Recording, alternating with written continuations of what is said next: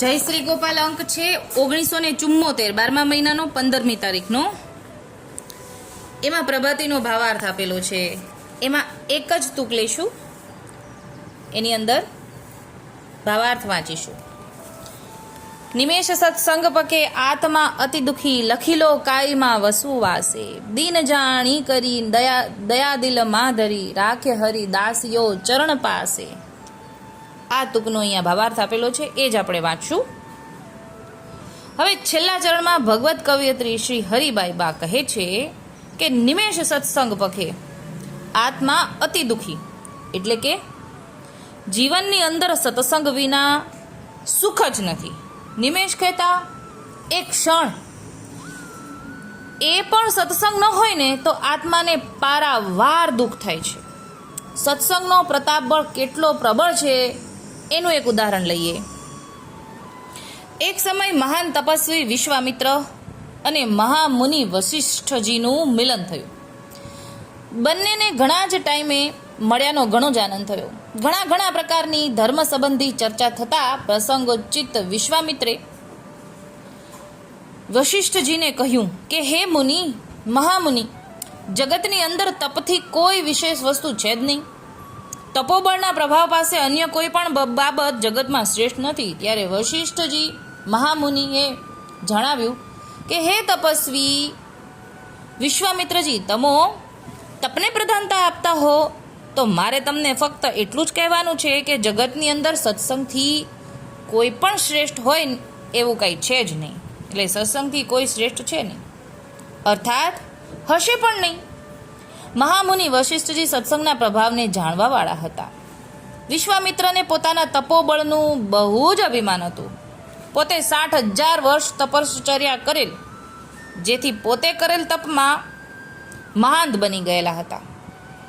મહામુનિ વશિષ્ઠજી આગળથી સત્સંગની વાત સાંભળતા વિશ્વામિત્રજીને તપ કરતા સત્સંગ શ્રેષ્ઠ છે તે સૂચન તેમના હૃદયને આઘાતમય લાગ્યું. એટલે મેં 60,000 વર્ષ તપ ગાળ્યું, હવે એના કરતાં તે સત્સંગ મોટો, એમ આઘાત લાગી ગયો. વિશ્વામિત્રજી સત્સંગનું પરિપણું સ્વીકારવા તૈયાર જ ન થયા, પણ તપોબળથી સત્સંગ શ્રેષ્ઠ હોય એવું માનવા પણ તૈયાર ન થયા. મહામુનિ વશિષ્ઠ તો પહેલેથી જ જાણતા હતા કે તપસ્વી વિશ્વામિત્રજીને તપનું મહા અભિમાન છે અને પોતે કરેલ વાતમાંથી ચલિત ન થાય એ વિશ્વામિત્રજીના સ્વભાવથી મહામુનિ વશિષ્ઠજી પરિચિત હતા. એક મહાન તપસ્વ વિશ્વામિત્રજી અને બીજી બાજુ વશિષ્ઠજી બંને પોતાના સૂચનને પ્રાધાન્ય આપવામાં જરા પણ ચલિત ન થતા એવા નિર્ણય પર આવ્યા, જે આ ઉભય વાતમાં આપણે આ વાતનો નિર્ણય માટે કોઈ સારા અનુભવી આગળ પ્રસ્તાવ રજૂ કરવો અને તે જ નિર્ણય આપે તે શિરોમાન્ય કરવો. વિશ્વામિત્રજી વશિષ્ઠજીની વાતમાં સંમત થઈ ગયા. હવે નિર્ણય કરવાનું કોની પાસે, કરાવવો કોની પાસે, એ બાબત વિચારવા લાગ્યા. બહુ જ વિચારને અંતે આ પ્રશ્નનો નિર્ણય શેષનાગજી પાસે લીધો. શેષનાગજી નિર્ણયમાં બંને સંમત થયા અને જ્યાં પાતાળમાં શેષનાગજી છે ત્યાં તપસ્વીજી છે વિશ્વામિત્રજી અને મહામુનિ વશિષ્ઠજી આવી પહોંચ્યા. શેષનાગજીએ બંને મહાનુભાવને આદરપૂર્વક સન્માન કરીને આસન ઉપર સ્થાન લેવા વિવેક સહિત વિનંતી કરી અને સાથે પધારવાનું પ્રયોજન જણાવવા કહ્યું. બંને બધી વાત કરી કે અમારે વિશ્વામિત્ર અને વશિષ્ઠજીએ જણાવ્યું કે અમો આપની પાસે અમારા પ્રશ્નના નિવારણ માટે આવ્યા છીએ, તો આપ અમારા મધ્યસ્થી બનીને યોગ્ય નિર્ણય આપવા કૃપા કરો.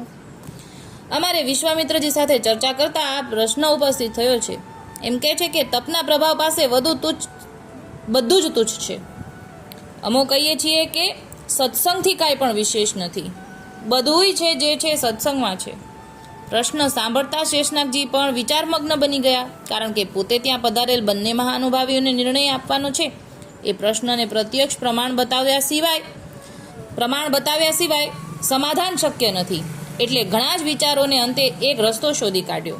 શેષનાગજીએ વિશ્વામિત્ર અને વશિષ્ઠજીને કહ્યું કે તમારા પ્રશ્નનો જવાબ તો આપી શકું, પરંતુ મારા મસ્તક ઉપર અત્યારે 14 બ્રહ્માંડનો વજન છે, તો તમો જરા એ વજન મારા મસ્તક ઉપરથી થોડી વાર દૂર કરો તો આપના પ્રશ્નનો નિર્ણય આપી શકું. કે પાતાળ લોકમાં છે ને સૌથી નીચે, એટલે કે 14 બ્રહ્માંડનું વજન છે.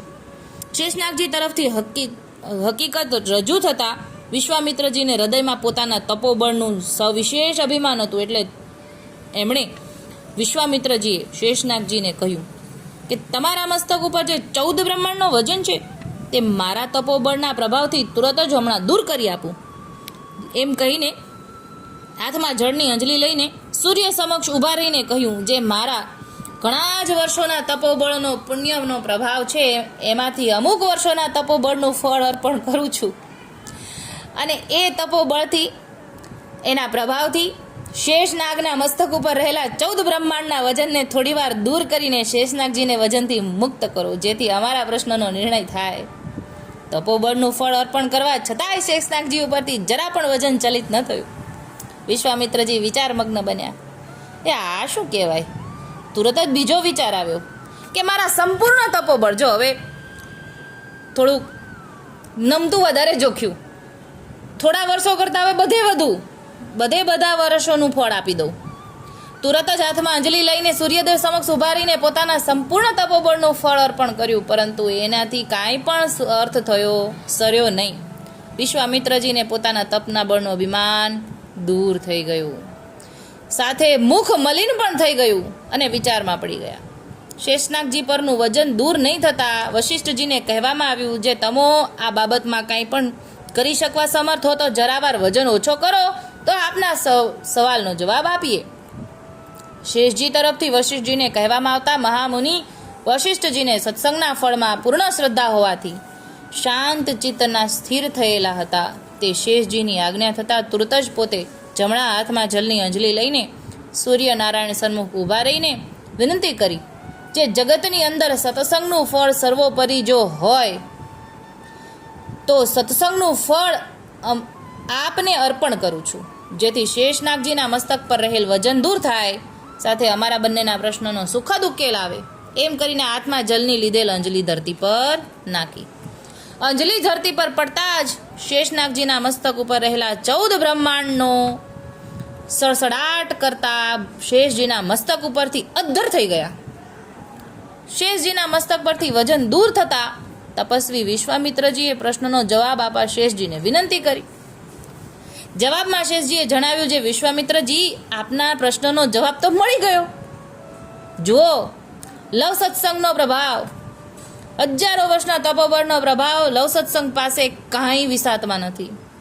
તપસ્વીજી વિશ્વામિત્રની સત્સંગના ફળ પાસે તપોબળ જરા પણ વિસાતમાં નથી. સત્સંગ સર્વોપરી છે તેમ નિશ્ચય થતા મહામુનિ વશિષ્ઠજીની વાતમાં સંમત થઈ ગયા અને પોતાના સ્થળે જઈને વિદાય થયા. આ છે સત્સંગનો પ્રભાવ. એટલે હરિભાઈ બા વર્ણન કરે છે કે જે એક પળ પણ સત્સંગ વિના વ્યર્થ જાય તો આત્માને પારાવાર દુઃખ થાય છે. લુખી લો કાયમાં વસવું વાસે.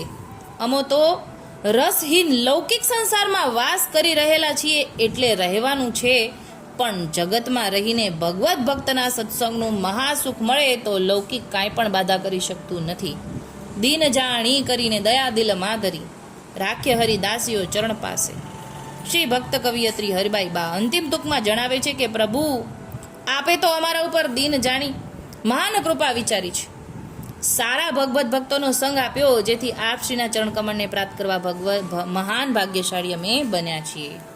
અહીંયા પ્રભાતી સંપૂર્ણ થાય છે, ભાવાર્થ સંપૂર્ણ થાય છે.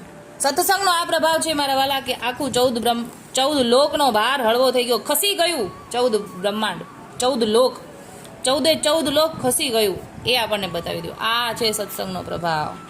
અત્યારે આટલું જ બોલીને મારી નાની વાતને વિરામ આપું છું. બોલો શ્રી ગોપાલ લાલ કી જય.